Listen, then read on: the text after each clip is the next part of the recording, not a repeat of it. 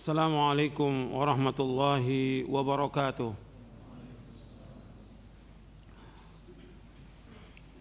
Innal hamdalillah nahmaduhu wa nasta'inuhu wa nastaghfiruh wa na'udzu billahi min shururi anfusina wa min sayyiati a'malina. Man yahdihillahu fala mudilla lahu wa man yudlil fala hadiya lahu. Asyhadu an la ilaha illallah wahdahu la syarika lahu wa asyhadu anna Muhammadan abduhu wa rasuluh. Ya ayyuhalladzina amanu taqullaha haqqa tuqatih wa la tamutunna illa wa antum muslimun. Ya ayyuhan nasu taqu rabbakum alladzi khalaqakum min nafsin wahidah wa khalaqa minha zawjaha wa batha minhuma rijalan katsiran wa nisaa'a wattaqullaha alladzi tasaaluna bihi wal arham innallaha kana 'alaykum raqiba. يا أيها الذين آمنوا اتقوا الله وقولوا قولا سديدا يصلح لكم أعمالكم ويغفر لكم ذنوبكم ومن يطع الله ورسوله فقد فاز فوزا عظيما. أما بعد فإن أصدق الحديث كتاب الله وخير الهدي هدي محمد صلى الله عليه وعلى آله وسلم وشر الأمور محدثاتها وكل محدثة بدعة وكل بدعة ضلالة وكل ضلالة في النار. أيها الإخوة أعزكم الله, kepada jamaah yang mudah-mudahan dirahmati oleh Allah Ta'ala dan kepada kaum muslimin pendengar Radio Roja dan pemirsa TV Roja yang mudah-mudahan dirahmati oleh Allah SWT. Alhamdulillah kita bersyukur kepada Allah atas segala nikmat yang Allah karuniakan kepada kita, nikmat Islam, nikmat iman, nikmat sehat, nikmat afiah, nikmat dijauhkan oleh Allah dari berbagai macam malapetaka. Dan kita wajib bersyukur kepada Allah atas semua nikmat yang Allah karuniakan kepada kita, terutama nikmat yang paling besar, nikmat diberikan hidayah di atas Islam dan sunnah. Ini nikmat yang paling besar yang wajib kita syukuri. Karena banyak orang yang tidak diberikan hidayah oleh Allah Ta'ala. Karena Allah Ta'ala menyebutkan dalam Al-Quran dalam beberapa ayat, yudhillu man yasha wa yahdi man yasha. Allah menyesatkan siapa yang Allah kehendaki dan Allah menunjuki siapa yang Allah kehendaki. Dan hidayah itu mahal sekali. Kita bersyukur kepada Allah diberikan hidayah. Karena ada orang-orang yang tidak diberikan hidayah oleh Allah Ta'ala dan dia dalam kesesatan. Makanya kita bersyukur kepada Allah Subhanahu wa ta'ala diberikan hidayah di atas Islam dan sunnah. Ini nikmat yang paling besar. Makanya kita terus berusaha bagaimana untuk mendapatkan hidayah ini atau tetap dalam hidayah. Di antara untuk mendapatkan hidayah yaitu kita talabul ilmi. Enggak bisa tidak. Karena dengan kita mempelajari Quran wa sunnah ala fahmi salaf diberikan hidayah. Tadi sudah saya katakan bahwa hidayah itu mahal, lebih mahal daripada dunia dan seisinya. Ketika orang tidak dapat hidayah, dia akan sesat. Ketika orang tidak dapat hidayah, dia akan menjadi orang-orang kafir atau jadi orang-orang munafik. Jadi hidayah itu mahal yang kita harus berusaha bagaimana untuk mendapatkan hidayah ini. Yang pertama dengan thalabul ilmi, harus untuk ilmu, belajar. Karena dengan kita belajar Al-Quran dan Sunnah, kita akan tahu tentang kebenaran, kita akan tahu tentang kebatilan, kita akan tahu tentang tauhid, kita akan tahu tentang syirik, kita akan tahu tentang sunnah, kita akan tahu tentang bid'ah, kita akan tahu tentang jalan yang lurus dan jalan yang bengkok. Dengan kita thalabul ilmi. Kemudian yang kedua, yaitu kita memohon dan selalu memohon kepada Allah hidayah. Seperti yang disebutkan Nabi SAW berdoa kepada Allah dalam hadis yang sahih yang diriwayatkan oleh Imam Muslim. Nabi berdoa, Allahumma inni as'alukal huda wat tuqa wal afafa wal ghina. Ya Allah, aku mohon kepada Engkau al-huda, petunjuk, wat tuqa, ketakwaan, wal afaf, terpelihara diri, wal ghina, kecukupan. Hadis ini sahih. Jadi kita minta kepada Allah hidayah, minta petunjuk kepada Allah agar kita diberikan hidayah. Dan ada beberapa hadis juga Nabi menyebutkan, Nabi mohon kepada Allah hidayah. Makanya dalam Al-Quran Allah menyebutkan 17 kali yang kita baca dalam surah Al-Fatihah, ihdinas siratal mustaqim siratal ladzina an'amta alaihim ghairil maghdubi alaihim waladdallin. Ya Allah, tunjukilah kami ke jalan yang lurus, jalannya orang-orang yang kau beri nikmat atas mereka, bukannya jalan orang yang kau murkai, dan bukan pula jalannya orang yang sesat. Artinya kita minta kepada Allah petunjuk ke jalan siratal mustaqim. As-sirat al-mustaqim seperti yang sudah berapa kali saya sampaikan, sebagaimana dijelaskan oleh Al-Hafidz Ibnu Katsir dalam tafsirnya, yaitu al-Islam, al-haq, Al-Quran wa sunnah, dan yang keempat yaitu harus mengikuti pemahaman salaf, yaitu disebutkan dengan Abu Bakar wa Umar. Jadi orang yang mencari kebenaran adanya dalam Islam. Islam itu sumbernya Al-Quran dan Sunnah, dan Al-Quran dan Sunnah wajib dipahami menurut pemahaman para sahabat, dan tokohnya para sahabat adalah Abu Bakar dan Umar radhiyallahu anhum ajma'in. Jadi kita minta hidayah tiap hari. Jadi ini yang pertama, kita nuntut ilmu. Yang kedua, terus mohon kepada Allah hidayah, dan bisa kita baca doanya Allahumma nas'alukal huda wat tuqa wal afaf wal ghina. Dalam sujud bisa kita baca. Di antara Nabi juga berdoa, Allahumma hdini wa saddidni, Allahumma inni as'alukal huda was sadad. Dalam riwayat Muslim juga, Allahumma hdini wa saddidni, ya Allah tunjuki aku dan berikan kelurusan, lurus tepat dalam jalan ini, itu as-sadad.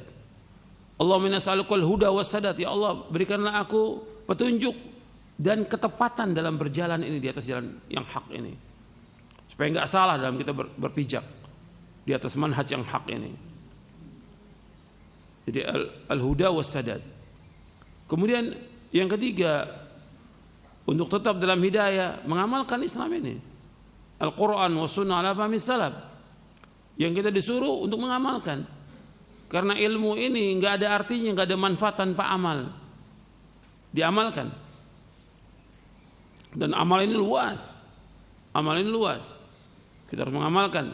Yang paling pokok, yang pertama adalah mentauhidkan Allah, menjauhkan syirik. Kemudian melaksanakan sholat, menegakkan sholat,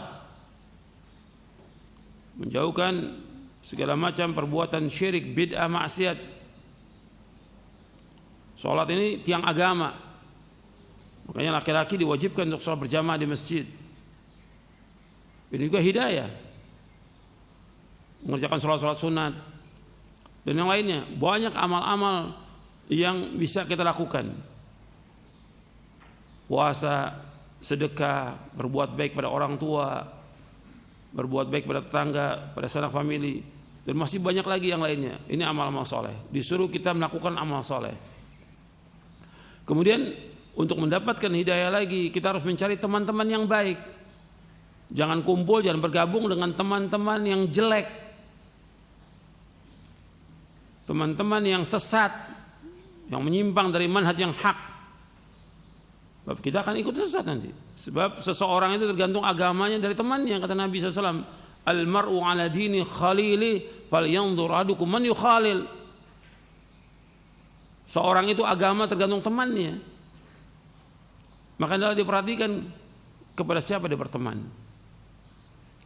Jadi orang itu jadi baik, jadi soleh, jadi taat, tergantung dari temannya. Sebab Nabi bersabda SAW, Al-mar'u ala dini khalili. Seorang tergantung kepada agama temannya. Maka perhatikan, antum berteman itu dengan siapa? Kalau bertemannya dengan orang-orang yang tidak benar atau manhajnya menyimpang, ya antum akan menyimpang. Dan bukan mustahil orang yang tadinya di atas hidayah kemudian sesat karena temannya, karena tetangganya, karena pergaulannya, sesat dia.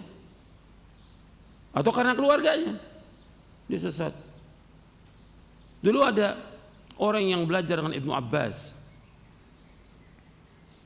Belajar. Ibnu Abbas ini habr wa bahr, lautan ilmu, luas ilmunya. Dan Nabi mendoakan dia untuk memahami Al-Quran, ahli ta'wil, ahli tafsir, Ibnu Abbas. Bayangkan antum belajar dengan orang yang ilmunya sangat luas, diakui oleh Rasulullah SAW dan para sahabatnya. itu bisa sesat. Ada seorang murid Ibnu Abbas bernama Nafi' al-Azruq. Dia bergaul dengan Khawarij. Saya mampu, saya kuat, iman saya kuat. Akhirnya kemudian nikah dengan salah seorang dari mereka. Akhirnya jadi Khawarij. Jadi hidayah itu mahal. Hati-hati kita. Dalam kita bergaul, hati-hati. Itu diantara untuk mendapatkan hidayah. Dan terus memohon kepada Allah agar kita istiqamah di atas manhaj yang hak ini. Kemudian yang terus kita ingat bahwa kita wajib untuk taat kepada Rasulullah SAW. Itu yang harus kita ingat. Sebab dengan taat kepada beliau pasti dapat hidayah. Sebab Allah berfirman, wa in tuti'uhu tahtadu. Seandainya engkau mentaati beliau, maksudnya Nabi Muhammad SAW, maka Allah akan memberikan hidayah. Kalau orang itu taat, itu akan dapat hidayah. Kalau orang itu taat, maka dia akan dapat rahmat dari Allah Subhanahu wa taala. Jadi ketika orang itu taat kepada Rasulullah SAW, maka akan diberikan hidayah oleh Allah Subhanahu wa taala. Wa in tuti'uhu tahtadu. Di dalam surah An-Nur ayat 54. Ayatnya ada di halaman 262. Wa in tuti'u tahtadu. Seandainya kalian taat kepadanya, kepada Rasulullah SAW, maka Allah akan berikan petunjuk. Jadi untuk dapat hidayah ini taat secara mutlak kepada Allah dan Rasulnya, maka akan dapat hidayah. Ikhwani fiddin, azakumullah. Sekarang kita akan bahas tentang poin yang ke-24, tentang wajibnya mencintai dan mengagungkan Nabi Muhammad sallallahu alaihi wa ala alihi wasallam, serta larangan gulu berlebih-lebihan. Nabi Muhammad sallallahu alaihi wasallam ini mempunyai kedudukan yang tinggi, kedudukan yang mulia, yang tidak dicapai oleh seorang pun dari makhluk ini. Dan beliau adalah tokohnya anak Adam pada hari kiamat. Dan semua nabi, semua rasul di bawah bendera beliau nanti di hari kiamat. Tahta liwa'i Muhammadin sallallahu alaihi wasallam, di bawah bendera Nabi Muhammad sallallahu alaihi wasallam. Dan keutamaan Nabi Muhammad SAW banyak sekali, puluhan. Dan ditulis oleh Imam Al-Qadhi'iyat Asy-Syifa fi Huquqil Mustafa. Beliau menulis kitab tentang Asy-Syifa fi Huquqil Mustafa, tentang hak-hak Rasulullah SAW. Banyak sekali keutamaannya. Dan ketika orang mencintai seseorang, itu ada beberapa sebab orang mencintai seorang. Biasanya orang mencintai itu, yang pertama karena nasabnya mulia dia. Yang kedua, orang mencintai seseorang itu biasanya karena akhlaknya baik. Dan ini secara umum manusia demikian. Kalau orang akhlaknya baik, mesti dicintai orang. Kemudian yang ketiga biasanya karena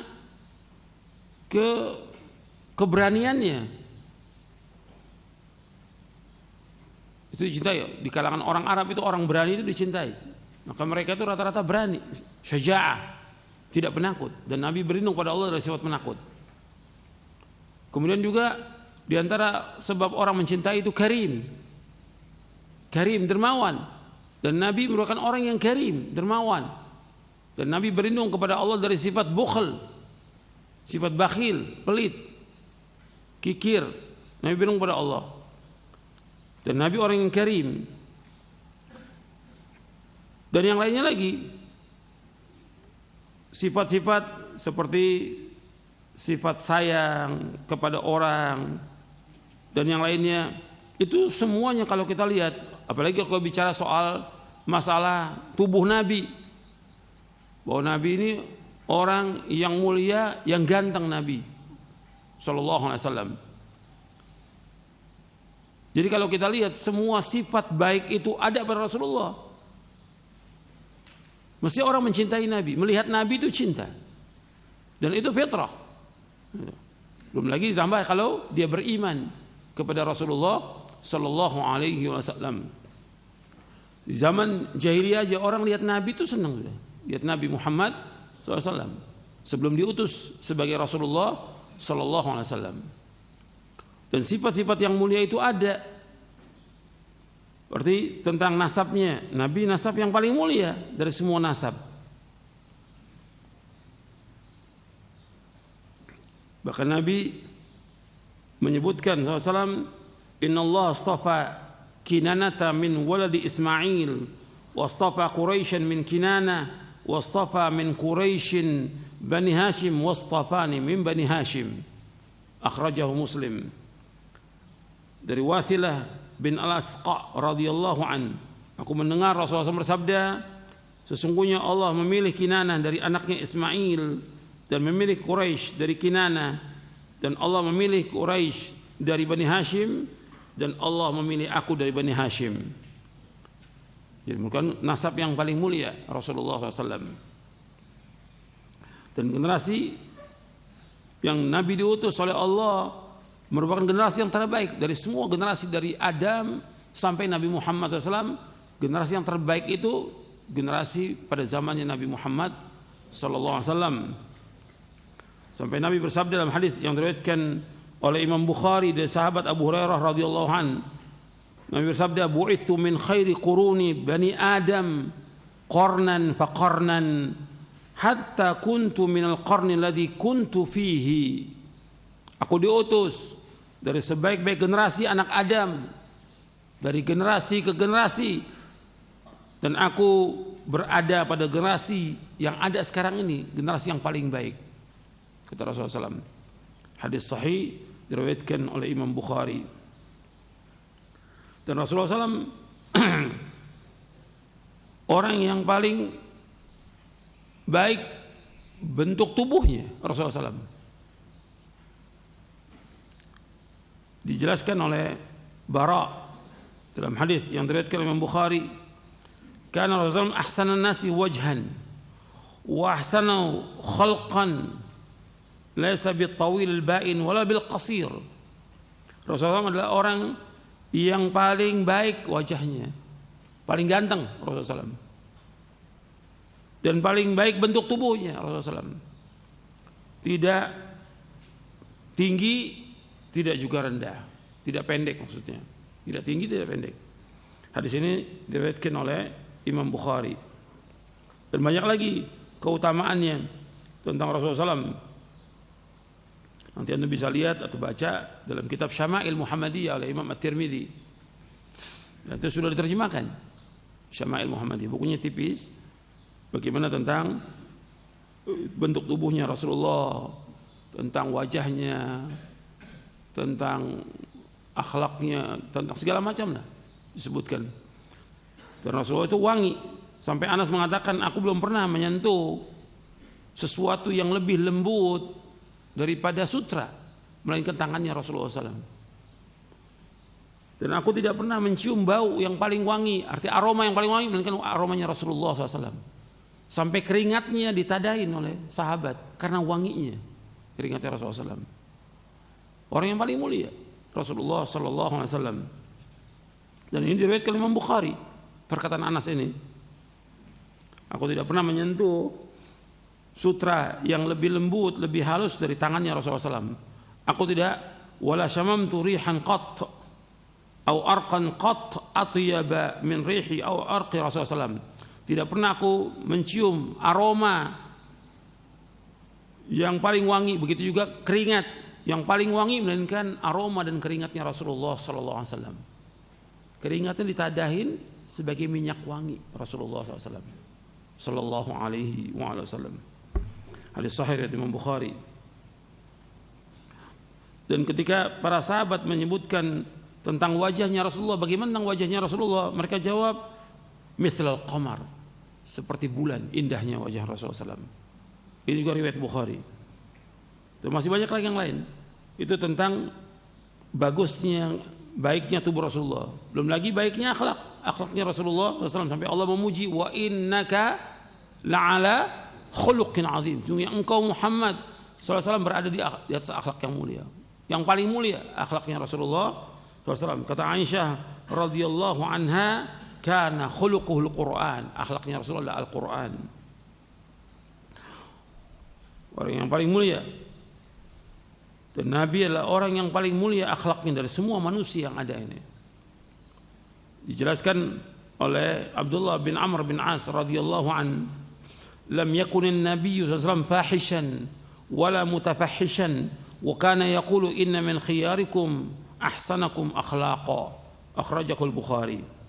Rasulullah SAW bukan orang yang keji, bukan orang yang kotor mulutnya. Beliau adalah orang yang baik, dan beliau bersabda, sesungguhnya orang yang paling baik di antara kalian adalah orang yang paling baik akhlaknya. Banyak lagi kalau kita bicara soal akhlaknya Rasulullah, banyak sekali riwayatnya sahih. Dan Anas bin Malik dalam riwayat Muslim mengatakan, kana Rasulullah ahsanan nasi khuluqa. Rasulullah SAW adalah orang yang paling baik akhlaknya. Kemudian tentang keberaniannya, orang yang paling berani Rasulullah di depan dalam beliau menghadapi segala sesuatu. Begitu juga ketika perang, sebagai komandan perang di depan Rasulullah SAW berani dan tidak takut. Dan banyak riwayat tentang keberaniannya Rasulullah Sallallahu Alaihi Wasallam. Begitu juga Rasulullah adalah orang yang paling takut kepada Allah, yang paling tahu tentang Allah dan paling takut kepada Allah. Dan Nabi bersabda, "Fa wallahi la ana a'lamuhum billahi wa ashadduhum lahu khasyatan." Demi Allah, aku adalah orang yang paling tahu di antara mereka tentang Allah, dan aku orang yang paling takut kepada Allah Taala. Hadis sahih riwayat Bukhari dan Muslim. Dan masih banyak lagi tentang keutamaan Rasulullah SAW. Makanya kita ikhwan fillah wajib untuk memuliakan beliau. Dan haknya Rasulullah banyak yang wajib kita penuhi, yang nanti kita akan bahas tentang haknya Rasulullah SAW. Dan adab kepada beliau yaitu dengan kita mentaati beliau, ittiba kepada beliau, mencintai beliau. Bagaimana bentuk cinta itu? Ya ittiba kepada beliau. Ini adab kepada Rasulullah SAW. Dibahas oleh Al-Imam Ibnu Qayyim dalam kitabnya Madarijus Salikin. Kata beliau tentang adab seseorang. Ini penting. Adab itu adab pertama kepada Allah. Yang kedua adab kepada makhluk. Yang mulia yang pertama kali adab kepada Rasulullah SAW. Jadi yang pertama adab kita kepada Allah. Yang kedua adab kepada Rasulullah. Yang ketiga adab kepada seluruh manusia atau kepada makhluk yang lainnya, baik itu manusia maupun kepada binatang. Dan adab seorang itu merupakan tanda kebahagiaan dia. Ketika dia punya adab kepada Allah, kalau adab kepada Allah dengan mentauhidkan Allah, menjauhkan syirik, dengan menetapkan nama-nama dan sifatnya, tidak boleh mentawil, tidak boleh mentasbih, tidak boleh kita memalingkan makna kepada makna yang lainnya, tidak boleh menanyakan tentang bagaimana sifat Allah. Itu adab kepada Allah. Wajib mentaati perintahnya, menjauhkan larangannya. Adab kepada Rasulullah juga demikian. Kita wajib untuk mentaati beliau, menjauhkan larangannya. Dan adab ini kata Al-Imam Ibnu Qayyim, wa adabul mar'i unwanu sa'adatihi wa falahihi. Adabnya seseorang merupakan tanda kebahagiaan dia dan tanda juga kesuksesannya dia. Kalau orang itu punya adab, maka dia akan bahagia dan akan sukses dalam hidup ini. Wa qillatu adabi unwanu syaqawati wa bawarihi. Dan kurang adabnya dia merupakan tanda celakanya dia dan merupakan tanda binasanya orang itu. Kalau orang udah nggak punya adab, maka dia akan celaka dan binasa. Ya, adab kepada Rasulullah pertama kali, kemudian adab kepada orang tuanya, adab kepada guru. Kalau dia udah nggak punya adab kepada Rasulullah SAW, nggak punya adab kepada orang tuanya, nggak punya adab kepada gurunya, ini orang, tanda orang ini celaka, tanda orang ini binasa. Famastujliba khairud dunya wal akhirah bimithli al adab, walastujliba hirmanu bimithli qillatil adab. tidaklah diperoleh kebaikan dunia dan akhirat seperti adab ini, kata Ibnu Qayyim. Artinya orang bisa mendapatkan kebaikan dunia dan akhirat dengan sebab adabnya yang baik. Dan tidaklah seorang tercegah dari kebaikan dunia dan akhirat disebabkan karena kurang adabnya. Jadi adab ini perhatikan. Dan Ibnu Qayyim membahas tentang adab bagus sekali. Jadi beliau menyebutkan tentang ma'al walidain adabun khas. Dengan orang tua kedua orang ada punya adab. Wa mal alim, dengan orang alim, seorang ustaz, seorang dai, dia harus punya adab. Wa ma sultan, dengan penguasa dia harus punya adab. Dengan teman dia harus punya adab. Dan seterusnya dibahas. Makanya harus perhatikan bahwa adab ini penting. Dan kita sekarang bicara tentang wajibnya mencintai dan mengagungkan Nabi Muhammad SAW. Bagaimana kita beradab kepada beliau. Kita bahas poin yang ke-24. Ahlussunnah wal Jamaah sepakat tentang wajibnya mencintai dan mengagungkan Nabi Muhammad sallallahu alaihi wasallam, melebihi kecintaan dan pengagungan terhadap seluruh makhluk Allah Subhanahu wa taala. Akan tetapi dalam mencintai serta mengagungkan Nabi Muhammad SAW tidak boleh melebihi apa yang telah ditentukan oleh syariat. Karena bersikap gulu, berlebih-lebihan dalam seluruh perkara agama akan menyebabkan kebinasaan. Orang gulu, Nabi yang bersabda demikian, iyyakum wal ghuluwa fid din fa innama ahlaka man kana qablakum al ghulu fid din. Jauhkan diri kalian dari sikap gulu, karena membinasakan orang-orang sebelum kalian gulu. Itu hadisnya ada di halaman 268. Iyyakum wal ghuluwa fid din fa innama ahlaka man kana qablakum al ghulu fid din. Jauhkan diri kalian dari sikap gulu, berlebih-lebihan dalam agama, karena sungguhnya gulu dalam agama telah membinasakan orang-orang sebelum kalian. Hadis sahih diriwayatkan oleh Imam Ahmad, Nasai, Ibnu Majah, Ibnu Khuzaimah dan yang lainnya dari sahabat Ibnu Abbas radhiyallahu anhuma. Sekarang kita bahas yang pertama tentang wajibnya mencintai dan mengagungkan Nabi Muhammad sallallahu alaihi wa ala alihi wasallam. Pertama-tama wajib bagi setiap hamba mencintai Allah, dan ini merupakan bentuk ibadah yang paling agung. Allah SWT berfirman, walladzina amanu asyaddu hubba lillah. Adapun orang-orang yang beriman, mereka sangat besar cintanya kepada Allah Subhanahu wa taala. Ahlu sunnah mencintai Rasulullah SAW dan mengagungkannya sebagaimana para sahabat radhiyallahu anhum ajma'in mencintai beliau sallallahu alaihi wasallam lebih dari kecintaan mereka kepada diri dan anak-anak mereka. Sebagaimana terdapat dalam kisah Umar bin Khattab radhiyallahu an. Itu hadis dari sahabat Abdullah bin Hisham radhiyallahu an. Ia berkata, kunna ma'an nabiyyi sallallahu alaihi wasallam wa huwa akhidun bi yadi Umar bin Khattab radhiyallahu an. Faqala Umar, ya Rasulullah, la anta ahabbu ilayya min kulli shay'in illa min nafsi. Faqala an-nabiy sallallahu alaihi wasallam, la walladhi nafsi bi yadihi hatta akuna ahabba ilayka min nafsik. Faqala Umar, fa innahu al-an wallahi la anta ahabbu ilayya min nafsi. Faqala an-nabiy sallallahu alaihi wasallam, al-an ya Umar. Kami mengiringi Nabi SAW dan beliau menggandeng tangan Umar bin Khattab radhiyallahu an. Kemudian Umar berkata kepada Nabi SAW, wahai Rasulullah, sungguh engkau sangat aku cintai melebihi apapun selain dari diriku. Maka Nabi SAW menjawab, tidak, demi yang jiwaku berada di tangannya, hingga aku sangat engkau cintai melebihi dirimu. Lalu Umar berkata kepada beliau, sungguh sekaranglah saatnya, demi Allah engkau sangat aku cintai melebihi diriku. Maka Nabi bersabda SAW, sekarang engkau benar wahai Umar. Hadis ini sahih, diriwayatkan oleh Imam Bukhari dari sahabat Abdullah bin Hisham. Berdasarkan hadis di atas, maka mencintai Rasulullah SAW adalah wajib dan harus didahulukan daripada kecintaan kepada segala sesuatu selain kecintaan kepada Allah Subhanahu wa taala.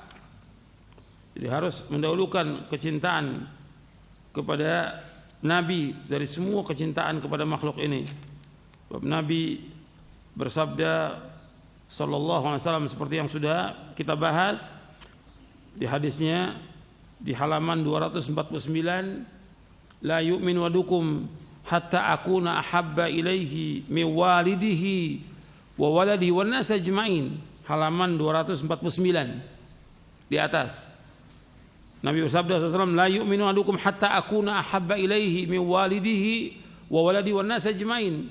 Tidak beriman seorang dari kamu sehingga aku lebih dia cintai daripada kecintaan dia kepada orang tuanya, anaknya dan seluruh manusia. Hadis ini sahih riwayat Imam Bukhari, Muslim, Ahmad dan Nasai dari sahabat Anas bin Malik. Artinya tidak beriman seorang itu sampai dia mencintai Nabi SAW melebihi kecintaan dia kepada orang tuanya, kepada anaknya, kepada istrinya dan kepada seluruh manusia. Jadi wajib kita mencintai Rasulullah SAW, dan ini merupakan syarat iman. Syarat iman. Kalau umpamanya dia bertemu dengan Rasulullah, dia senyum dengan Rasulullah, tapi dia tidak beriman, dia tidak mencintai Rasulullah, ya tidak beriman dia. Bahwa orang yang beriman syaratnya harus mencintai Rasulullah SAW. Kalau dia tidak mencintai, ya orang-orang munafik. Orang munafik dia ikut sholat, ikut yang lainnya puasa, tapi dia benci kepada Islam, dia benci kepada Rasulullah SAW. Ini munafik. Jadi kita wajib untuk mencintai Rasulullah SAW dengan sebenarnya mencintai beliau Sallallahu Alaihi Wasallam. Berdasarkan hadis di atas, maka mencintai Rasulullah SAW adalah wajib dan harus didahulukan daripada kecintaan kepada segala sesuatu selain kecintaan kepada Allah. Sebab mencintai Rasulullah SAW adalah mengikuti sekaligus keharusan dalam mencintai Allah. Mencintai Rasulullah SAW adalah cinta karena Allah. Ia bertambah dengan bertambahnya kecintaan kepada Allah dalam hati seorang mukmin dan berkurang dengan berkurangnya kecintaan kepada Allah Subhanahu wa taala. Sebab Allah memerintahkan untuk mencintai Nabi Muhammad SAW.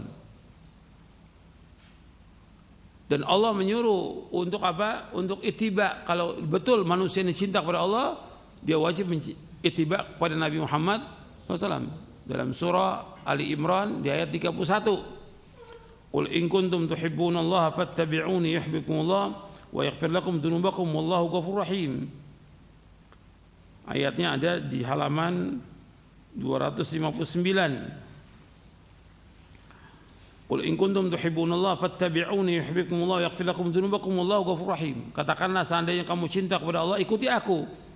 Niscaya Allah akan cinta kepada kamu dan Allah akan mengampuni dosa-dosa kamu, dan Allah itu Maha Pengampun dan Maha Penyayang.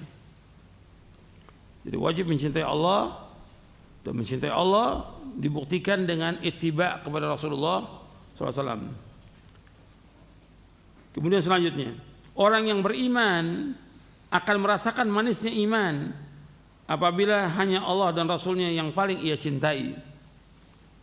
Jadi ketika orang itu dia beriman, maka dia akan merasakan manisnya iman apabila dia menjadikan Allah Rasulnya sebagai yang paling ia cintai. Nabi SAW bersabda, "Thalathu man kunna fi wajada bihinna halawatal iman, man kana Allah wa rasuluhu ahabba ilaihi mimma siwahuma, wa yuhibbal mar'a la yuhibbuhu illa lillah, wa yakraha an ya'uda fil kufri ba'da anqadhahu Allah min kama yakrahu an yuqdhafa fin nar." Ada 3 perkara yang apabila perkara tersebut ada pada seorang, maka ia akan mendapatkan manisnya iman. Yang pertama, hendaknya Allah dan Rasulnya lebih ia cintai daripada selain keduanya. Yang kedua, apabila ia mencintai seorang, ia hanya mencintainya karena Allah. Yang ketiga, ia tidak suka untuk kembali kepada kekufuran setelah Allah menyelamatkannya, sebagaimana ia tidak mau untuk dilemparkan ke dalam api. Hadis ini sahih diriwayatkan oleh Imam Bukhari, Muslim, Tirmidzi, Nasai dan yang lainnya.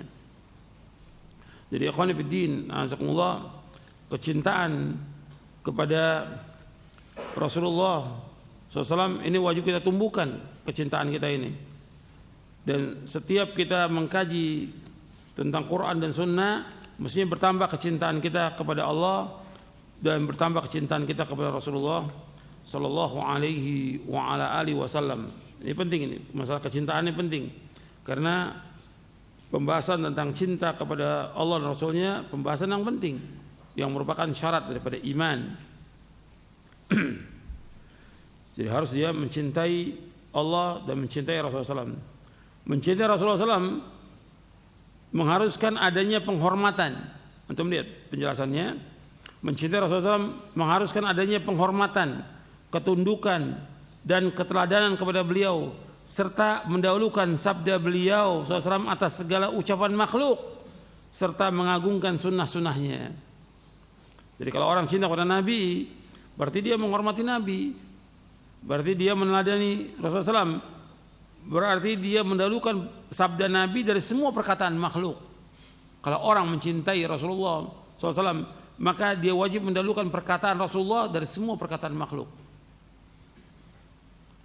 Dan dia mengagungkan sunnah-sunnah Nabi SAW.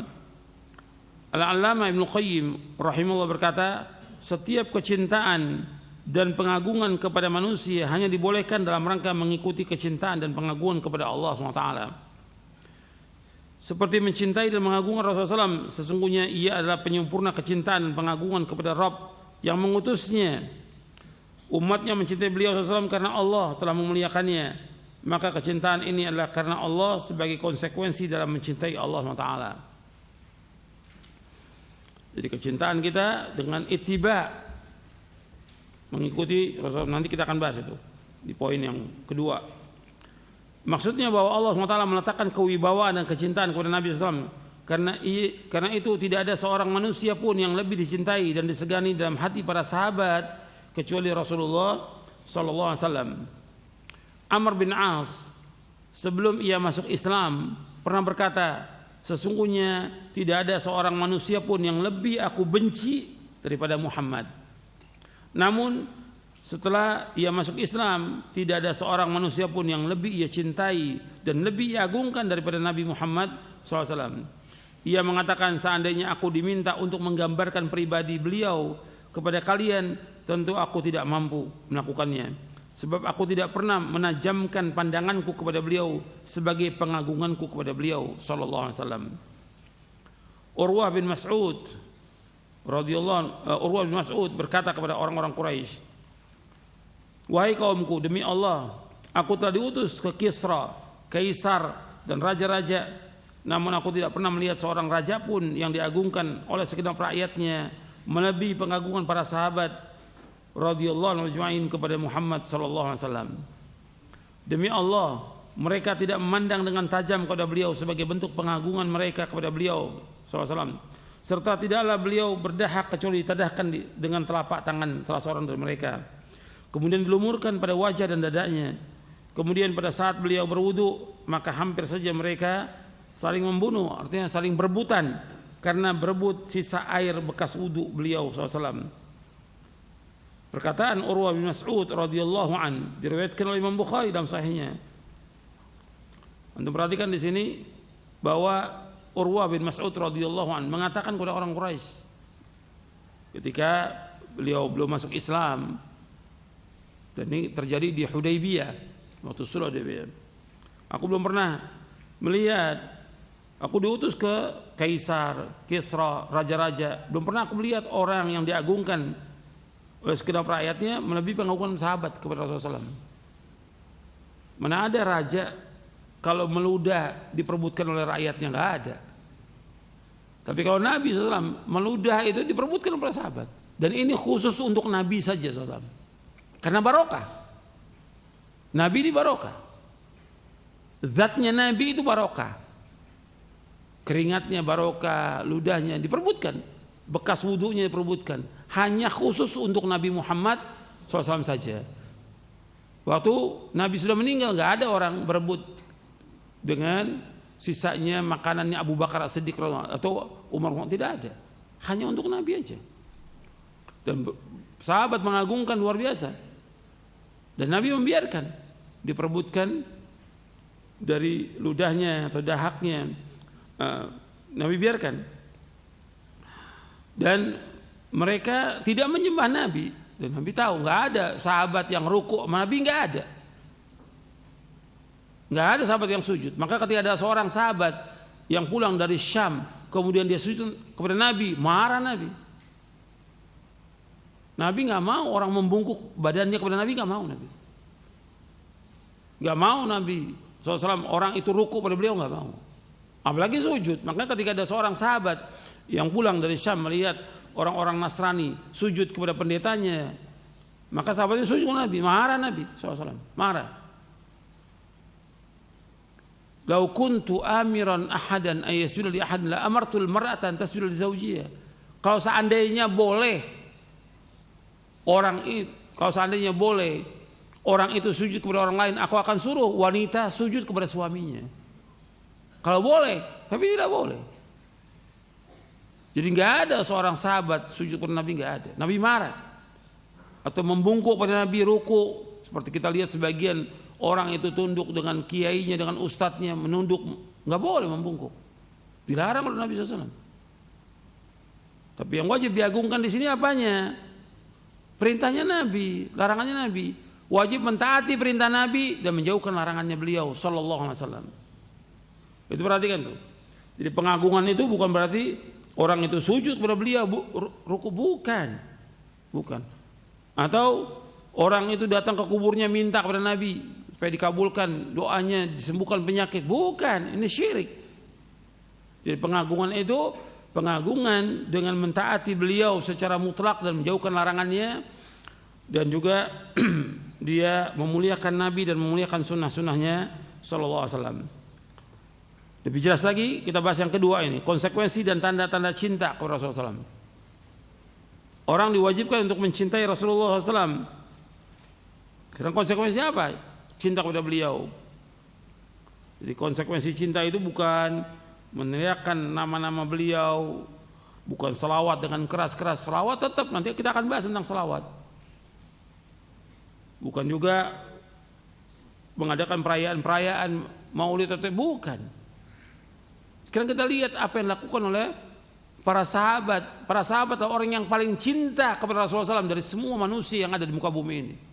Orang yang paling cinta kepada Nabi Muhammad. Tapi bagaimana kecintaan itu? Beliau tidak mengadakan perayaan atau yang lainnya, tidak. Dan gak ada sahabat datang ke kubur Nabi untuk minta sesuatu, tidak ada. Karena itu syirik, perbuatan syirik itu. Sekarang mencintai Rasulullah SAW mengharuskan adanya pengagungan, memuliakan, meneladani beliau dan mendahulukan sabda beliau SAW atas segala ucapan makhluk serta mengagungkan sunnah-sunnahnya. Allah SWT berfirman, ya ayyuhalladzina amanu la tuqaddimu baina yadayillahi wa rasulihi wattaqullaha innallaha sami'un alim. Wahai orang beriman, janganlah kamu mendahului Allah dan Rasulnya, dan bertakwalah kepada Allah, sungguh Allah itu Maha mendengar, Allah itu Maha mengetahui. Arti di sini nggak boleh kita mendahulukan perkataan orang atau makhluk dari perkataan Rasulullah. Kalau sudah ada sabda Rasulullah SAW, maka yang kita pegang, yang kita ikut siapa? Sabda Rasulullah SAW. Kalau sudah ada sunnah Nabi SAW, nggak boleh kita ikut ustadz, dai, ulama, imam, nggak boleh. Nggak boleh. Yang kita ikut sabda Nabi SAW. Ini perhatikan ini. Itu bentuk pengagungan kepada siapa? Kepada Nabi Muhammad SAW. Ya, kita dahulukan perkataan Nabi. Sebab Allah mengatakan di sini, ya ayyuhalladzina amanu la tuqaddimu baina yadayillahi wa rasulihi wattaqullaha innallaha samiun alim. Wahai orang-orang beriman, janganlah kalian mendahulukan Allah dan Rasulnya dan bertakwa kepada Allah, sungguh Allah itu Maha mendengar, Allah itu Maha mengetahui. Ini berkaitan dengan ayat ini. Dijelaskan oleh Al-Imam Ibnu Qayyim tentang kita wajib untuk mengikuti sabda dan sunnah Nabi, nggak boleh melalui beliau. Kalau sudah ada penjelasan dari nas dari ayat ini, nggak boleh.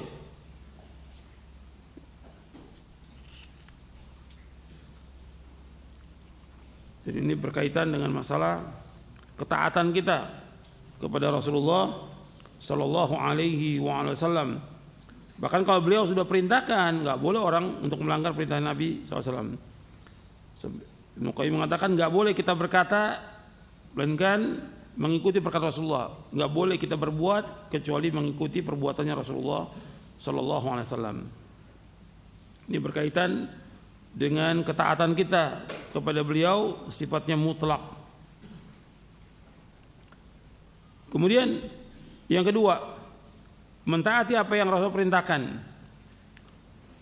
Allah Subhanahu wa taala memerintahkan setiap muslim dan muslimah untuk taat kepada Rasulullah SAW, karena dengan taat kepada beliau menjadi sebab seorang itu masuk surga. Taat.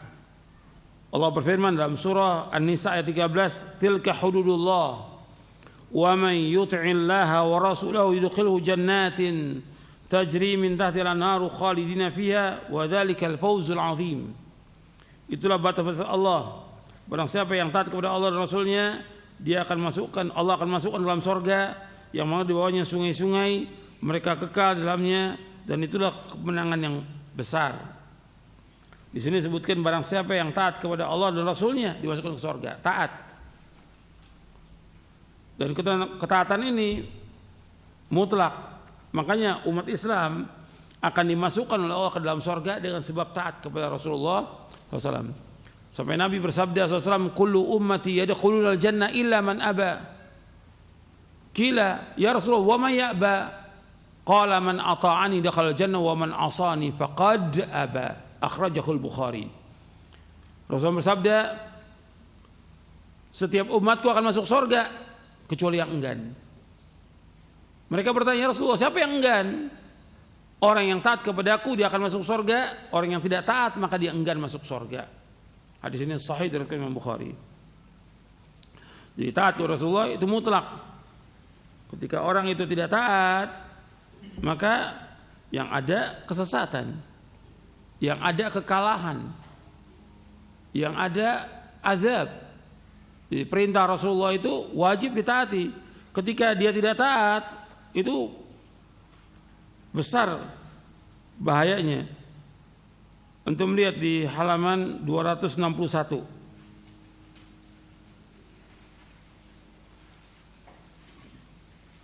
Allah berfirman dalam surah An-Nur ayat 63, "Falyahdharil ladzina yukhalifuna an amri an tusibahum fitnatun aw yusibahum adzabun alim."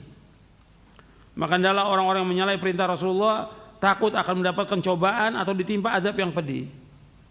Jadi kalau orang menyalahi perintahnya Rasulullah, itu akibatnya fatal.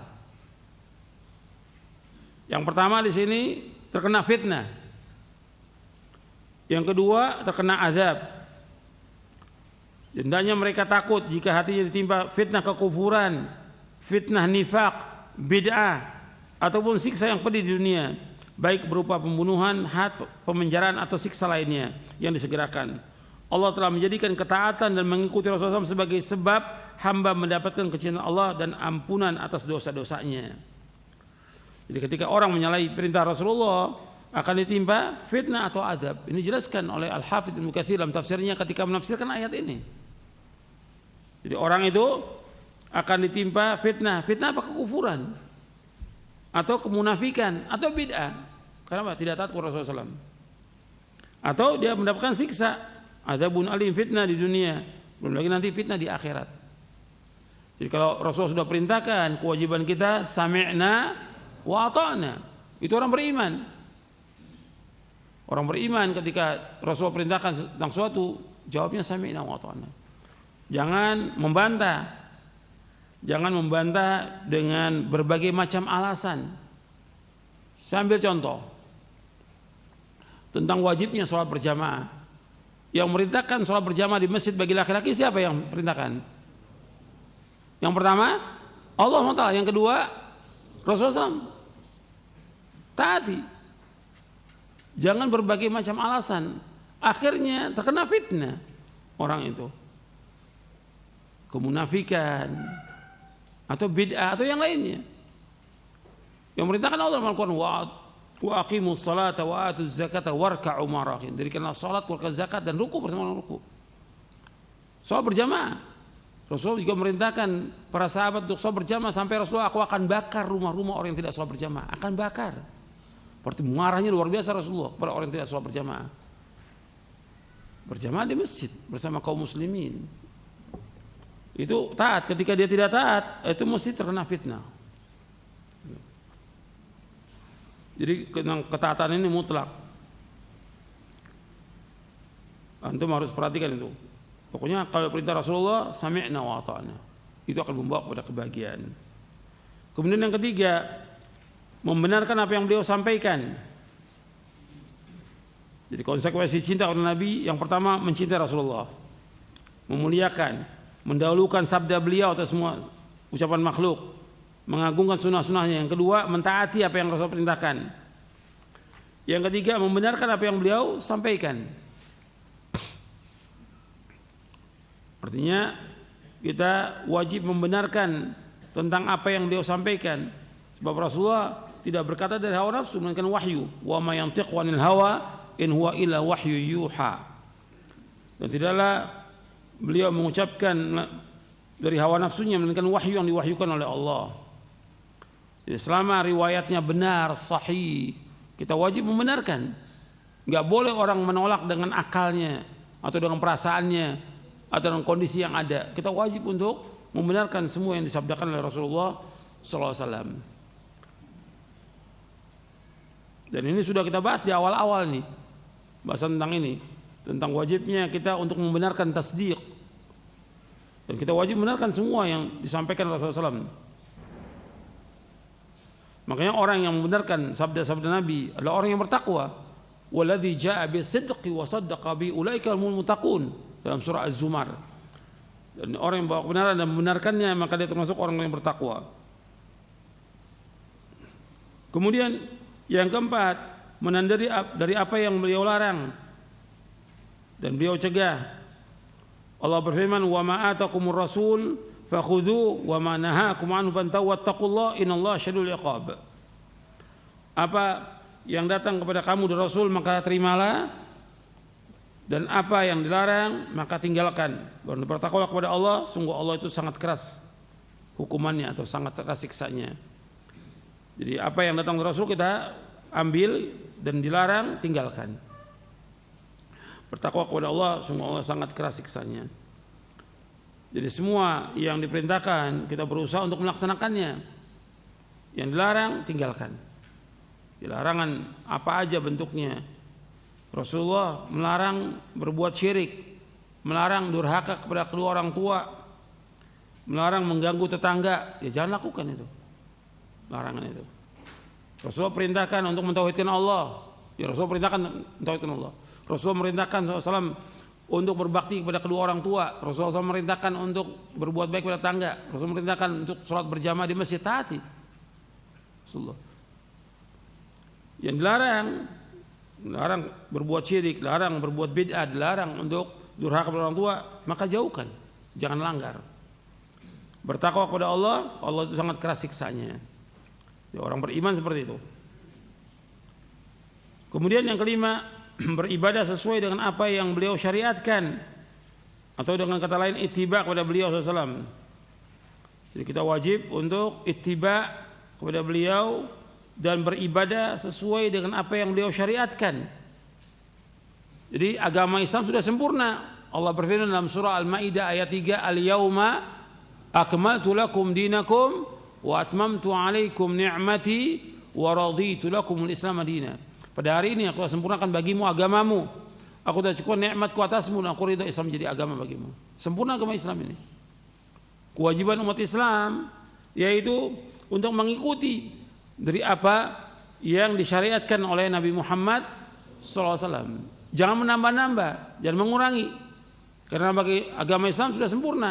Ketika orang menambah-nambah, ketika orang berbuat bid'ah, berarti di sini dia menganggap Nabi Muhammad khianat kepada risalah yang beliau bawa. Karena seolah-olah ada yang beliau belum sampaikan kepada umatnya, sehingga umatnya mengadakan sesuatu yang baru dalam agama ini. Maka nggak boleh. Kalau orang mengadakan bid'ah, ini hukumannya berat. Makanya ketika Imam Malik menyebutkan tentang orang yang mengadakan bid'ah, kata beliau, "Man ibtada'a fil islami bid'atan hasan yara hasanan faqad za'ama anna Muhammadan sallallahu alaihi wasallam khana risalah fa inna Allah yaqul al-yawma akmaltu lakum dinakum wa atmamtu 'alaikum ni'mati wa raditu lakum al-Islam dinan fa ma lam yakun yawma idzin dinan fala yakunu al-yawma dinan." Dibawakan oleh Imam Asy-Syatibi dalam kitabnya Al-I'tisam, perkataan Imam Malik ini. Barang siapa mengadakan satu bid'ah, yang bid'ah itu dia anggap baik, yang istilah orang bid'ah hasanah, maka orang yang mengadakan bid'ah itu dia telah menganggap Nabi Muhammad SAW khianat kepada risalah ini. Karena Allah berfirman, pada hari ini aku telah sempurnakan bagimu agamamu, aku telah cukupkan nikmatku atasmu, dan aku ridho Islam menjadi agama bagimu. Sempurna agama Islam. Apa yang tidak menjadi agama pada zaman Nabi SAW, maka sekarang pun jadi agama. Sudah sempurna agama Islam ini. Maka nggak boleh orang mengadakan sesuatu yang baru dalam agama, nggak boleh. Jadi ibadah kita harus melaksanakan sesuai yang disyariatkan oleh Nabi Muhammad SAW. Orang yang paling baik ibadahnya Rasulullah, yang paling tahu tentang Allah Rasulullah SAW. Maka kita tinggal wajib untuk ikut. Allah menyuruh kita untuk ibadah. Allah menciptakan makhluk untuk ibadah. Wa ma khalaqtul jinna wal insa illa liya'budun. Tidak aku ciptakan jin dan manusia melainkan untuk beribadah padaku. Sekarang contoh bagaimana ibadah kepada Allah, contohnya Rasulullah SAW. Kita wajib untuk mengikuti beliau. Dan semua sudah ada keterangannya. Dalam hadis Nabi yang sahih, ada penjelasannya. Dalam Al-Quran ada penjelasannya. Tinggal kita mengikuti Nabi Muhammad SAW. Jadi agama Islam sudah sempurna. Tidak boleh tambah, tidak boleh kurangi. Rasulullah SAW diutus oleh Allah untuk mengajarkan umat Islam tentang bagaimana cara yang benar dalam beribadah kepada Allah. Dan beliau SAW telah menyampaikan semuanya. Oleh karena itu umat Islam wajib ittiba' kepada Rasulullah SAW agar mereka mendapatkan kecintaan Allah SWT, kejayaan, dan dimasukkan ke dalam surganya. Ittiba' kepada Rasulullah SAW adalah hukumnya wajib. Dan ittiba' menunjukkan kecintaan seorang hamba kepada Allah Azza wa Jal. Allah berfirman di dalam surah Ali Imran ayat 31, "Qul in kuntum tuhibbunallaha fattabi'uni yuhibbukumullah wa yaghfir lakum dzunubakum wallahu ghafurur rahim." Katakanlah, seandainya kalian cinta kepada Allah, ikuti aku, insyaallah akan cinta kepada kalian dan Allah akan mengampuni dosa-dosa kalian. Allah itu Maha Pengampun dan Allah itu Maha Penyayang. Imam Al-Hafidz Ibnu Katsir rahimahullah yang wafat tahun 774 Hijriah mengatakan, ayat ini adalah pemutus hukum bagi setiap orang yang mengaku mencintai Allah namun tidak mau menempuh jalannya Rasulullah SAW. Maka orang itu dusta dalam pengakuannya tersebut, sehingga ia mengikuti syariat dan agama yang dibawa oleh Rasulullah SAW dalam semua ucapan dan perbuatannya. Perhatikan, saya ulangi lagi. Ayat ini, ayat surah Ali Imran ayat 31. Ini merupakan ayat ujian. Ujian bagi manusia yang mengatakan dia cinta kepada Allah. Diturunkan ayat ini sebagai ujian. Ayat ini adalah pemutus hukum bagi setiap orang yang mengaku mencintai Allah namun dia tidak mau menempuh jalannya Rasulullah SAW. Maka orang itu dusta dalam pengakuannya. Orang itu dusta dalam pengakuannya tersebut hingga ia mengikuti syariat dan agama yang dibawa oleh Rasulullah SAW dalam semua ucapan dan perbuatannya. Jadi wajib untuk ittiba. Di antara tanda cinta kepada Rasulullah SAW adalah dengan mengamalkan sunnahnya, menghidupkan sunnahnya, dan mengajak kaum muslimin untuk mengamalkannya, serta berjuang membela sunnah dari orang-orang yang mengingkari as-sunnah dan melecehkannya. Dan termasuk cinta kepada Nabi Muhammad SAW adalah menolak dan mengingkari semua bentuk bid'ah, karena setiap bid'ah adalah sesat. Jadi kita harus menjauhkan bid'ah-bid'ah, karena setiap bid'ah adalah sesat. Dr. Saleh bin Fauzan bin Abdullah Fauzan menjelaskan dalam kitabnya, yaitu kitabnya Aqidatut Tauhid, termasuk mengagungkan beliau adalah mengagungkan sunnahnya dan berkeyakinan tentang wajibnya mengamalkan sunnah tersebut, serta meyakini bahwa sunnah beliau telah menduduki kedudukan kedua setelah Al-Quran Al-Karim dalam hal kewajiban mengagungkan dan mengamalkannya, sebab as-sunnah merupakan wahyu dari Allah Subhanahu wa ta'ala. Karena itu tidak boleh membuat keraguan-keraguan dalamnya, apalagi melecehkannya, dan tidak boleh membicarakan kesahihan dan kedhaifan baik dari segi jalan, sanad atau penjelasan makna-maknanya kecuali berkenaan ilmu dan kehati-hatian.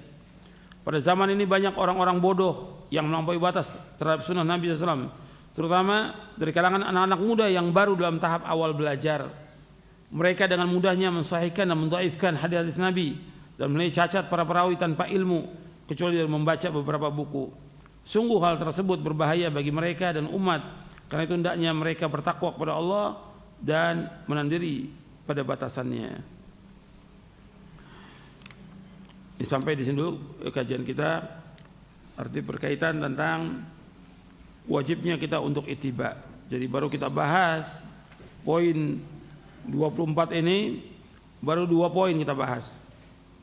Yang pertama, wajibnya mencintai dan mengagungkan Nabi Muhammad SAW. Kemudian yang kedua, konsekuensi dan tanda cinta kepada Rasulullah SAW. Mudah-mudahan yang kita bahas bermanfaat untuk saya dan untuk sekalian. Wassalamualaikum Nabi Muhammadin sallallahu alaihi wa ala alihi wasallam. Baik, kami ucapkan terima kasih untuk Al Ustaz. Jazakumullahu khairan, materi bahasan yang penuh manfaat yang telah disampaikan. Ikhwatal Islam, pendengar dan pemirsa, kita masuk ke sesi interaktif. Ada pertanyaan yang masuk. Assalamualaikum warahmatullahi wabarakatuh. Ustaz, bagaimanakah memposisikan diri kita kaum muslimin terhadap anak keturunan Rasulullah Sallallahu Alaihi Wasallam, karena sebagian kalangan dari masyarakat kita menganggap sebagai salah satu bukti cinta kita kepada Rasulullah Sallallahu Alaihi Wasallam adalah dengan mencintai anak keturunan Rasulullah Sallallahu Alaihi Wasallam dan mengagungkannya. Mohon penjelasan dan nasihat di dalam hal ini. Barakallahu fiik, Ustaz. Iya, tentang keturunan Nabi SAW. Nabi artinya keluarganya Nabi. Nabi SAW sudah berpesan, udzakirukum fi ahli baiti. Jadi di akhir hayat Nabi SAW, Nabi ingatkan, udzakirukum fi ahli baiti. Aku ingatkan kalian untuk memperhatikan ahli baiti, keluargaku. Ini hadis sahih riwayat Muslim dari Zaid bin Arqam radhiyallahu an. Nabi suruh perhatikan keluarganya. Artinya menghormati keluarganya, memuliakan keluarganya. Tapi bukan gulu berlebihan. Tetap aja bahwa kita memuliakan karena dia keturunan Nabi, bukan berarti bahwa dia tidak ada beban syariat. Tetap mereka wajib mengikuti syariat siapa? Nabi Muhammad SAW. Tetap wajib mereka mentauhidkan Allah, menjauhkan syirik. Wajib bagi mereka melaksanakan sunnah, menjauhkan wajib. Gitu. Jadi artinya kita memuliakan, nggak boleh kita mencela, nggak boleh kita menghina dan yang lainnya. Tapi bukan berarti bahwa mereka itu wajib kita sucikan, seperti orang datang berbondong-bondong ke dia kemudian cium tangan. Nggak ada keterangan demikian. Sampai bekas kobokannya diminum karena keturunan Nabi, nggak ada keterangan demikian, nggak ada. Bahwa ini bisa membawa syirik yang seperti ini. Artinya kita muliakan mereka dengan kita tidak mencela, tidak menghina dan yang lainnya. Tapi tetap mereka wajib untuk mengikuti siapa? Mengikuti Rasulullah SAW. Wajib mengikuti syariat Nabi Muhammad SAW. Ketika mereka melanggar, mereka juga mendapatkan dosa dan azab dari Allah. Itu perhatikan itu. Jadi yang dikatakan keluarga Nabi, keluarganya yang mengajak kepada kebenaran, keluarga yang mengajak kepada tauhid, keluarga yang mengajak kepada sunnah. Begitu. Itu peringatan Nabi SAW. Bukan berarti bahwa kita ini mengagungkan, memuliakan sampai seperti Nabi, bukan. Tidak ada demikian dalam Islam. Ketika dia tidak mengikuti syariat Nabi Muhammad SAW, ya kemungkinan mereka sesat, ya mungkin sesat dan banyak yang sesat karena tidak mengikuti syariat Nabi Muhammad SAW. Karena wajib mengikuti. Nggak ada seorang pun manusia ini yang lepas dari syariat, nggak ada. Oh kalau saya beda, keturunan Nabi, makomnya makom yang udah tinggi. Kalau antum nih rendahan semuanya nih, kata mereka begitu. Nggak ada, semua sama. Semua sama. Kewajiban dia untuk taat kepada Nabi, wajib taat kepada Rasulullah SAW. Nggak ada kalau saya sih nggak wajib melaksanakan ini karena saya keturunan. Nggak ada, semua wajib. Dan juga yang kedua, kalau mereka benar mengakui keturunan Nabi, mereka tidak berhak mendapatkan apa? Zakat dan sedekah. Tapi kebanyakan mereka banyak yang minta zakat, minta sedekah. Nggak ada kewajiban. Nggak boleh terima zakat dan sedekah. Nabi larang ketika Nabi berjalan dengan cucunya Hasan dan Husain radhiyallahu anhuma. Itu ada Husain namanya anak kecil, ada ketemu korma di jalan, dia ambil mau dimakan. Ditepak tangan oleh Nabi, jangan. Aku takut ini korma sedekah. Sampai Nabi takut, khawatir. Gitu. Kemudian juga yang perhatikan, antum lihat ada keluarga Nabi yang dekat dengan Nabi, tapi tempatnya di neraka. Seperti siapa? Abu Lahab. Seperti apa lagi? Abu Thalib. Kenapa? Tidak beriman. Ketika orang udah nggak beriman kepada Nabi Muhammad SAW, tempatnya di neraka. Abu Lahab menyakiti Nabi SAW, terus menyakiti, memfitnah segala macam Abu Lahab. Allah turunkan ayat surah Al-Lahab. Kalau Abu Thalib membantu dakwah Nabi, tapi nggak mau beriman, dan Nabi sudah dakwahkan sampai akhir hayatnya, tapi dia nggak mau untuk beriman kepada Nabi. Tempatnya di mana? Neraka. Itu Nabi yang mengatakan demikian. Abu Thalib tempatnya neraka. Dan aku minta kepada Allah agar diringankan siksanya. Diringankan siksanya, tapi tetap neraka kekal abadi selama-lamanya. Jadi ikhwan fillah, jazakumullah, tentang masalah memuliakan keluarga Nabi memang ada nasnya, dalilnya. Tapi tetap tidak boleh kita berlebihan, nggak boleh. Sampai orang berlebihan menganggap dia segala-galanya, nggak ada. Semua sama, kewajiban mereka juga wajib untuk taat kepada Allah dan Rasulnya SAW. Saya pikir cukup sampai di sini kajian kita, mudah-mudahan bermanfaat untuk saya dan sekalian. Kurang lebihnya saya mohon maaf. Wassalamualaikum warahmatullahi wabarakatuh. Subhanakallahumma bihamdik, asyhadu an la ilaha illa anta astaghfiruka wa atubu ilaik. Assalamualaikum warahmatullahi wabarakatuh.